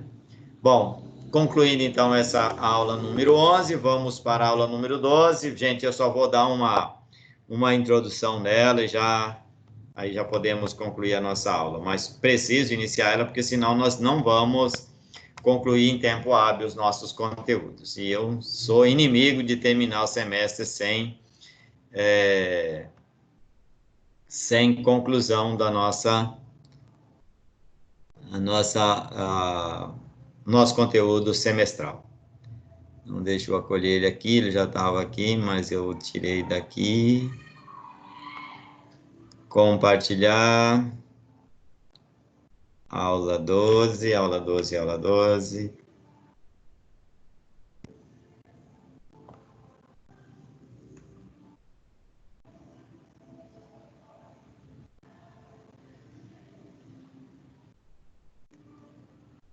Cadê meus slides?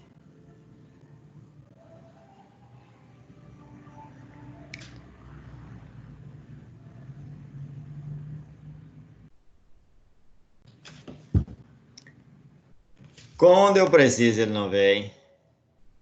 Cadê você? Tá aqui. Só abre. Então, vamos lá, vamos baixar ele de novo do nosso link. Carregar aula 12 e 13.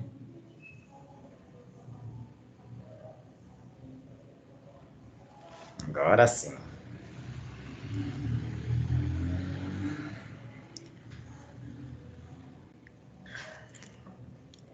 Apareceu o slide para vocês? Sim, professor. Eu já vou continuar. Então, a unidade 4 agora, pessoal, ou melhor, a aula 12 ainda é unidade 3.4, desculpa. Os fundamentos históricos no chamado sistema contemporâneo. Atualmente, né? A palavra contemporâneo vem de atual. Grandes sistemas jurídicos surgiram na idade contemporânea, no período contemporâneo, depois da Revolução Francesa. E esses sistemas jurídicos, eles foram criados, eles foram idealizados para justamente ser ou mostrar a capacidade que o ser humano tem de evoluir, de crescer, de desenvolver, mas também de interpretar, de enfrentar as consequências daquilo que está no seu dia a dia. Como introdução a esse direito, pulei 2 slides aqui. Então, nossa situação geradora de aprendizagem nos leva à seguinte situação. Vamos realizar uma interpretação comparativa através do estudo do direito germânico, do direito canônico e do direito inglês. Ou seja, 3 compilações que foram suportes para outras constituições, especialmente da América Latina, e falando especialmente da América Latina, o Brasil. A nossa situação geradora de aprendizagem, o professor de História do Direito, para contextualizar o direito moderno, lhe atribuiu a seguinte tarefa. 4 questõezinhas que você deveria responder na unidade 3.1, 3.2, 3.3 e agora a perguntinha da 3.4. Para que você possa responder a essa pergunta, precisa compreender que esses sistemas jurídicos, apresentado durante a evolução do direito ocidental, porque isso não vale para o Oriente, ele tem uma enorme completude, ou seja, não é uma coisa simples. Para tanto, nessa 4ª sessão da unidade 3, a proposta é você responder essa pergunta. Quais as características dos grandes sistemas jurídicos da contemporaneidade? Para resolver todas as questões e apresentá-las com maestria, você terá que movimentar os conhecimentos adquiridos em cada uma dessas sessões, mas de modo especial nessa 4ª. Para começar a responder, nós precisamos voltar no tempo. E voltar no tempo para tratar, na Idade Média, o famoso Códigos Iuris Canons, o Código de Direito da Igreja Católica Apostólica Romana. Precisamos conhecer alguns importantes sistemas jurídicos que chegaram até nós, e entre eles, durante a Idade Média, o famoso direito romano, o direito canônico. Mas, antes do direito canônico, nós tínhamos o direito romano, E depois do direito canônico, que é da Idade Média, surgiu o direito inglês, ou seja, a compilação dos ingleses com a famosa Carta Magna, ou a Magna Carta dos franceses. Meu slide não está querendo ficar aqui comigo hoje.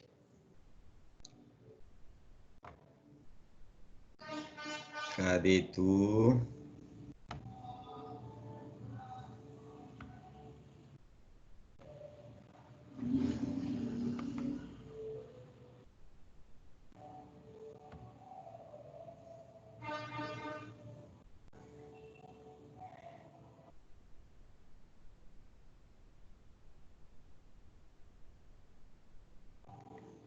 Vamos ver se ele fica aí agora. 4, 5. Maria, agora foi muito.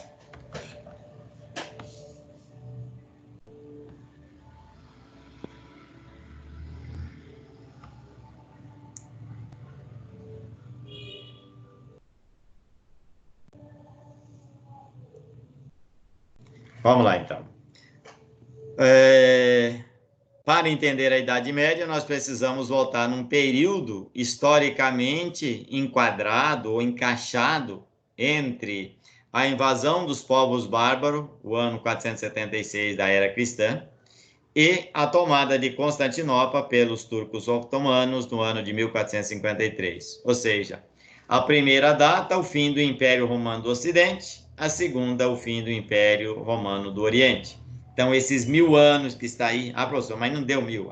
Mas tanto faz, né? Esses 1000 anos é chamado 1000 anos medieval, ou 1000 anos da Idade Média. E é nesse período que surge uma instituição muito forte. Ao lado do castelo, tinha a Igreja Católica Apostólica Romana. E a Igreja Católica, para substituir o direito romano, das chamadas Leis das 12 Tábuas, eles propuseram o chamado Corpus Iuris Divinitas. Divinitas, Corpus Iuris de Deus, para o seu povo. Lembrar que esse direito também não é exclusivo da Igreja. E ele se baseou nos chamados Corpus Iuris Civitas do direito romano, direito da sociedade.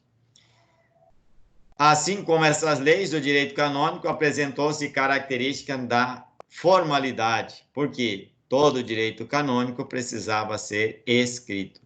Surgiu em um momento de domínio, a palavra que eu gosto é hegemonia, da ICAR, Igreja Católica Apostólica Romana, e esse domínio trouxe, essa hegemonia trouxe a partir do direito romano, uma forte herança da chamada Civil Rome, que é a lei aplicada para todos.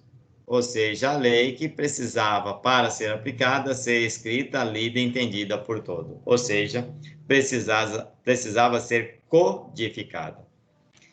A palavra canônico vem do latim canon, que significa regra. As regras romanas da Igreja Católica. Por que Roma? Porque a sede da Igreja estava lá.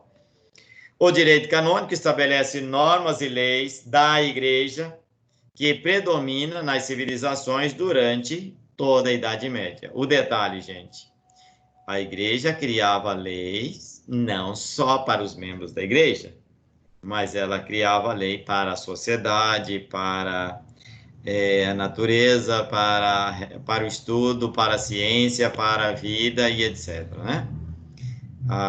Tanto é que no Código Canônico estabelece que, por exemplo, a mulher, para entrar na igreja, precisa colocar um véu, para não mostrar o seu rosto, os seus lábios, para não provocar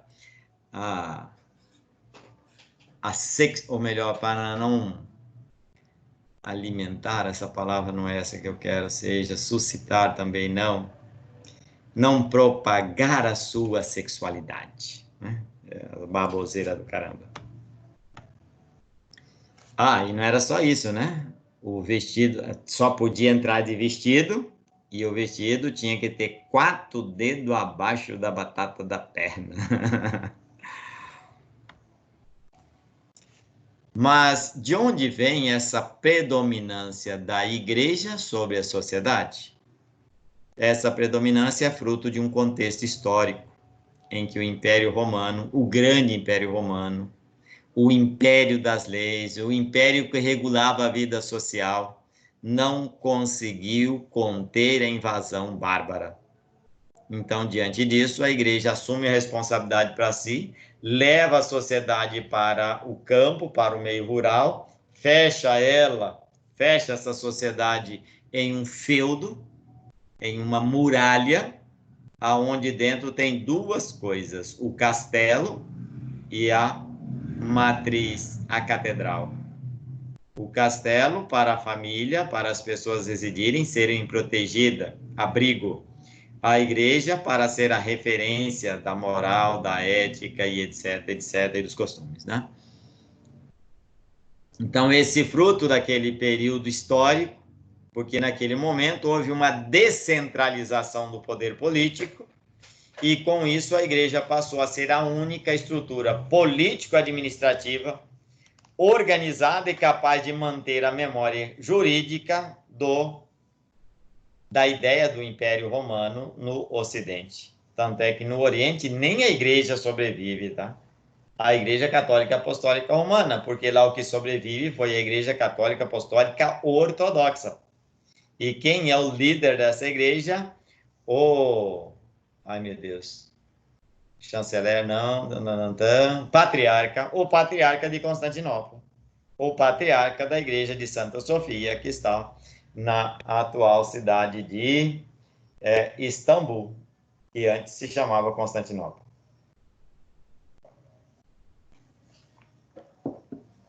Então, essa instituição chamada igreja assume toda essa responsabilidade.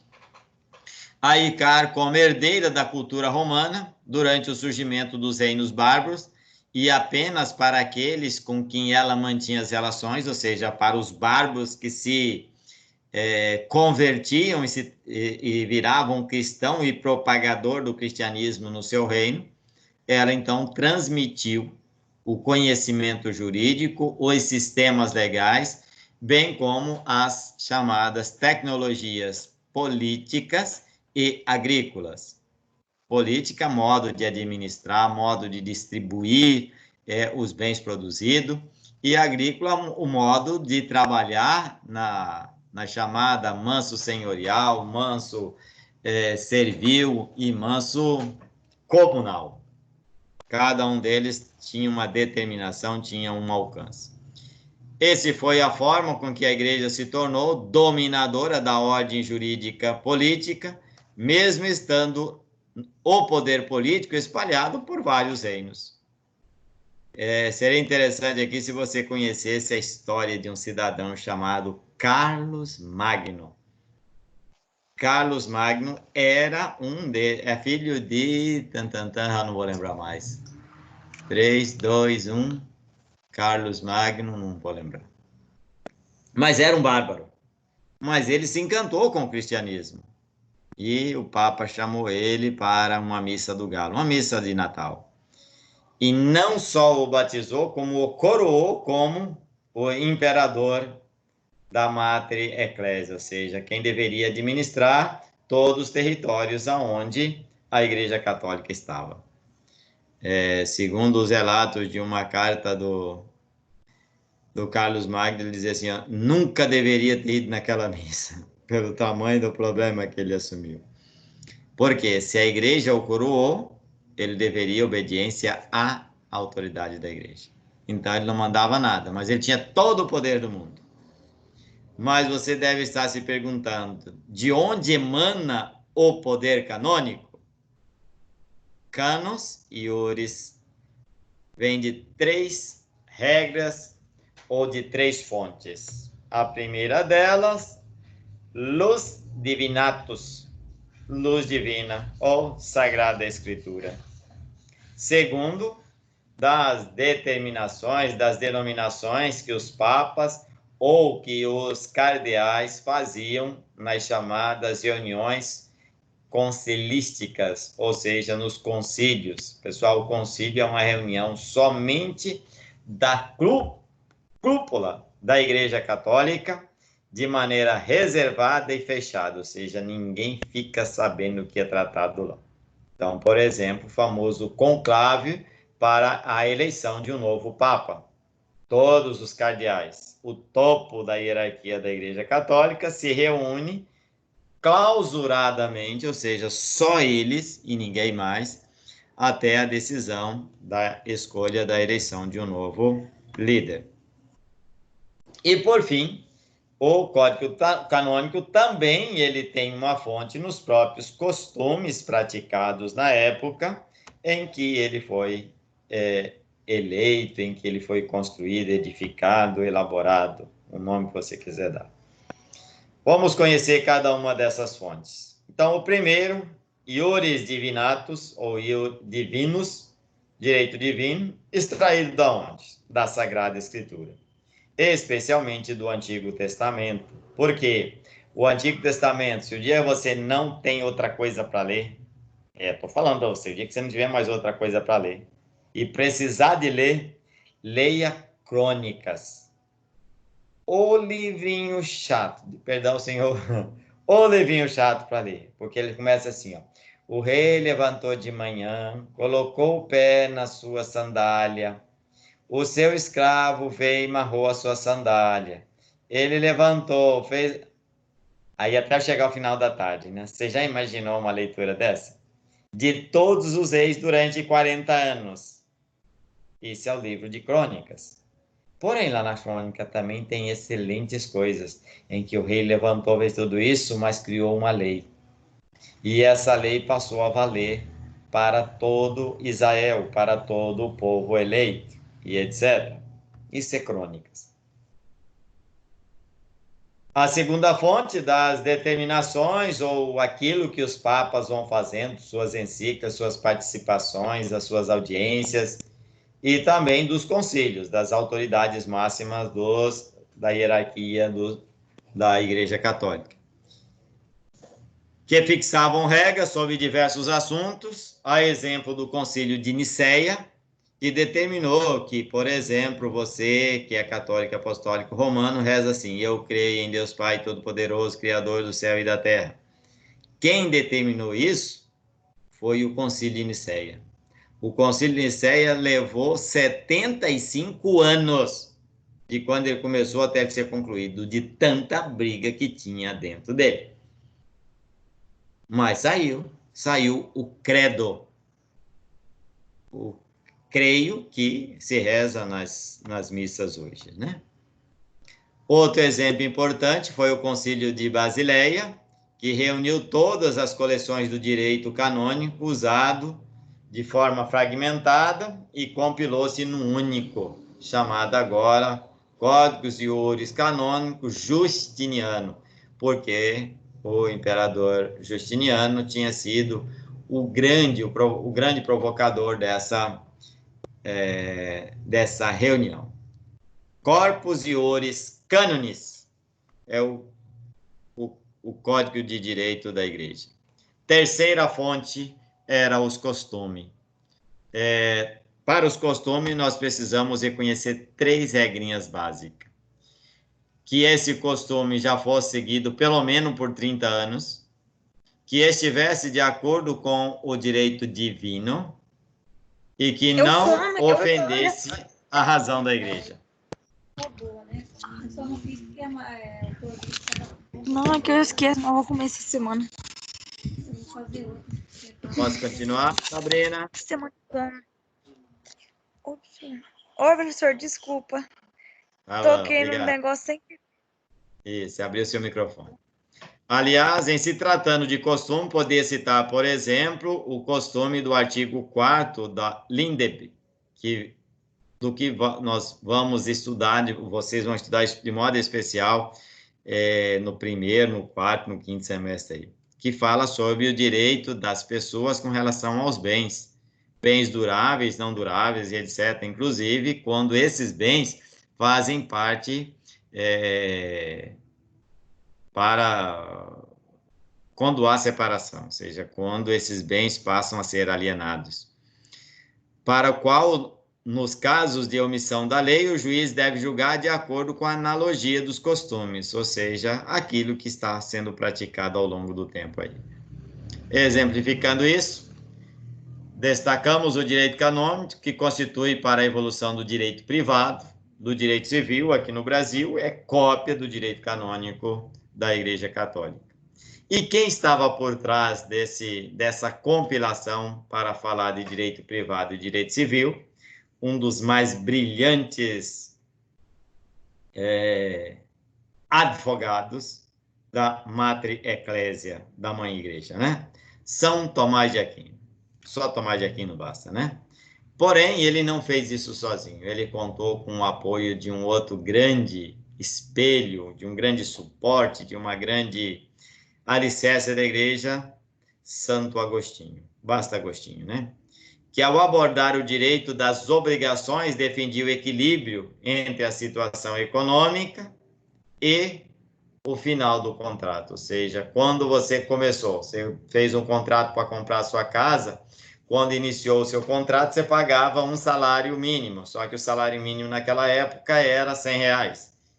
Hoje o salário mínimo subiu 90%, está custando R$1.000, e você continua ganhando 800, ou seja, o salário mínimo não paga mais do que a parcela da sua casa.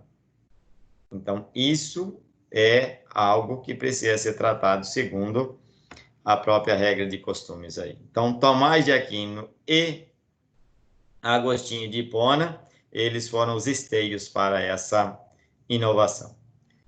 Como podemos observar, as reflexões estão nas fontes do direito, no que tange ao direito civil, direito de contrato, direito das coisas, proteção processória, direito público, as punições previstas do nosso direito penal brasileiro, todas elas foram adquiridas a partir da prática de costumes da Igreja Católica Apostólica Romana aqui no Brasil.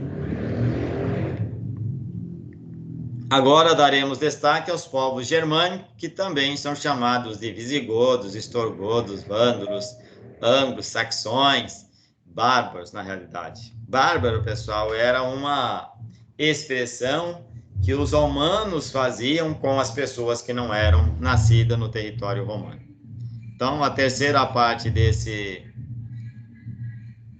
dessas compilações que interessa para a contemporaneidade é o direito dos povos chamados germânicos, ou anglo-saxões hoje, tá? Ou ingleses, tanto faz. Os hábitos desses povos eram bem diferentes dos hábitos dos romanos. Por exemplo, um bárbaro, quando eles invadiam o território, o líder, depois de conquistar esse território, dividia o território entre aqueles que havia lutado com ele. Mas ele mesmo não ficava com nenhuma parte, porque ele queria ver a glória daqueles que lutaram com ele. Os romanos não. Eles, quando venciam uma guerra ou um conflito, eles tomavam todos os bens, chamados despojos, e ficavam só para eles, ou seja, quem havia lutado, quem havia enfrentado, não tinha direito nem de reclamar isso. Os povos germânicos eram seminômades. E por que isso? Porque eles não tinham a prática de ter um território. A palavra nômade quer dizer a pessoa que não vive num local. Ele vive se deslocando de um lugar para outro em busca do seu sonho, da sua realização e etc, né? E aí está a palavra. Eles eram seminômades porque eles se mudavam de acordo com a escassez de produção ou as pastagens para os seus rebanhos. Eram muito bons na agricultura, porém a sua agricultura estava consorciada ao pastoreio. Daí é que vem a ideia de cerca. A cerca é para proteger a lavoura. Na realidade, é a lavoura do vizinho, tá? Do seu gado ou dos seus animais.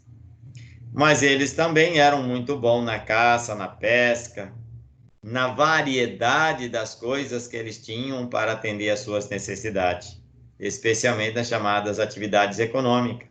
É a primeira vez na história dentro da Idade Média, que aparece a palavra escambo. A palavra escambo quer dizer você fazer troca. Por favor, eu tenho um copo vazio aqui, você quer trocar comigo por um copo cheio? Ou seja, alguém vai sair ganhando com essa. Isso é escambo, porque a troca tem que ser equivalente. O escambo, não. Eu posso trocar uma caneta por um carro, desde que você precise da caneta e eu não tenha necessidade do carro ou de qualquer outra coisa, então eu vou querer o carro em troca da minha caneta. E aí você que precisa da caneta me oferece o carro. Isso é escambo. Mas é um sistema de troca também, né? Esse sistema coletivo de produção estimulou o surgimento de propriedade coletiva e da individual, bem como das guerras tendentes à expansão territorial em busca de mais terras, em busca de mais ambiente para o cultivo ou para, me perdão da palavra, para depositar os seus entes. A palavra entes familiares, né? Então, eu tenho meu filho aqui, ele quer casar agora, eu não vou querer que ele traga a esposa para ele aqui. Então, eu vou conquistar um outro território para ele poder ir morar lá. Então, eu vou despejar ele. E, então, para isso, havia tanto a ideia de propriedade coletiva, mas o trabalho é individual. Até a invasão do Império Romano, o direito germânico não era escrito. Eles viviam dos costumes, literalmente, todo mundo sabia qual eram as regras, porque eram passadas de boca em boca, né? Baseada nos costumes, especialmente chamado de direito consuetudinário. Eram direitos que estavam introjetados na mente, na cabeça das pessoas. E, pessoal, quer mostrar como isso é verdadeiro? Estabelece regra para uma criança.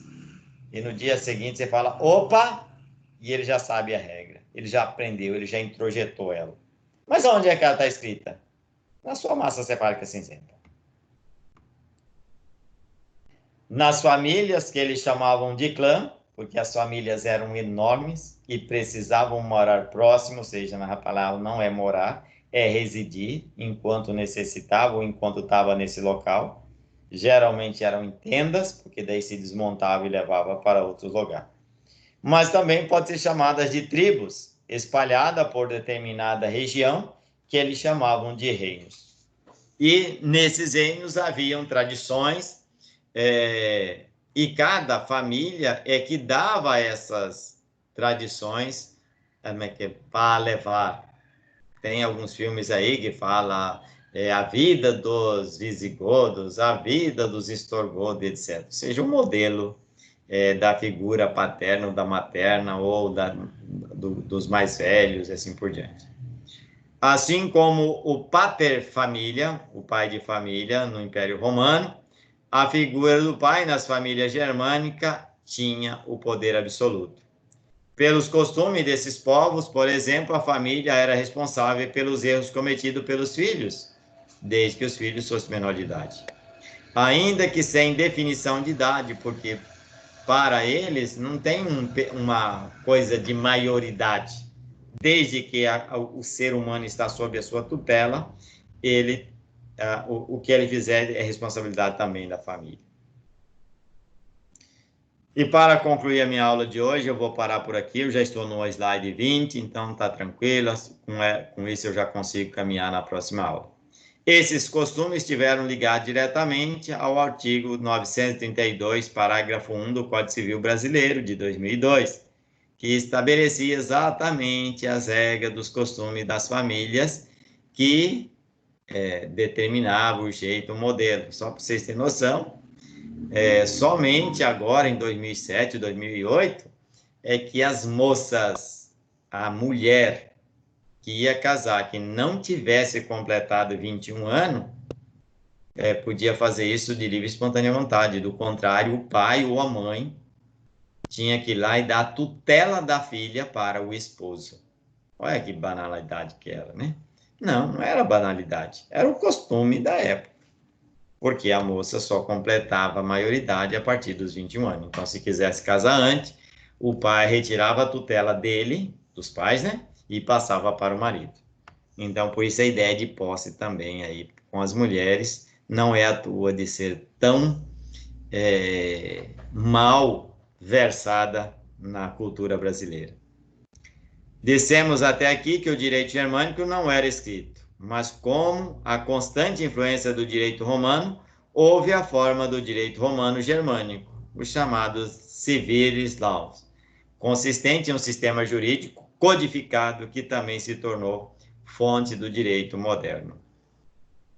E está aí a citação de Palma, 2011, página 205 e 206. A desintegração do Império Romano deixaria muitas marcas na cultura germânica, e uma delas, o direito consuetudinário, o direito dos costumes, que começou a receber as formas e os métodos de sistematização próprios dos seus antigos dominados. As leis germânicas costumeiras foram, pouco a pouco, redigidas no latim. Logo, foi percebida e utilizada da lei escrita para a manutenção, a estabilidade do grupo social, e os mores se acomodaram a essa nova insurgente realidade. A palavra mores quer dizer a moral, a prática, a ação do dia a dia. Fico por aqui, meus queridos alunos e alunas. Uma boa noite para vocês. Essa aula está gravada e eu vou postar ela na aula 11, com o nome de vídeo aula do YouTube, tá? Pessoal, não espere que eu vou fazer isso amanhã já, porque eu levo de 8, 9 horas para fazer isso.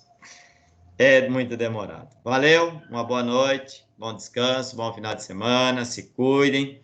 Quem não fez a minha provinha, por favor, provinha não, quem não fez a minha prova parcial 2, está lá disponível, por favor, faça. O conteúdo é unidade 1, 2 e 3 até 3.2, tá? Valeu? Boa noite, professor. Bom final de Boa semana. noite, Elisângela. Já dá nota lá para mim, que eu já fiz a minha. Opa, já Verdade, vou. professor. Mas não vou Coloque publicar a nota porque eu lá. preciso publicar para todos. Boa noite, Dá nota Sabrina. não, prof. Eu Boa ainda noite. tempo. Tá bom, vou Beijo. aguardar. Vou olhar com carinho. Tchau, tchau. Tchau, tchau, Isabela.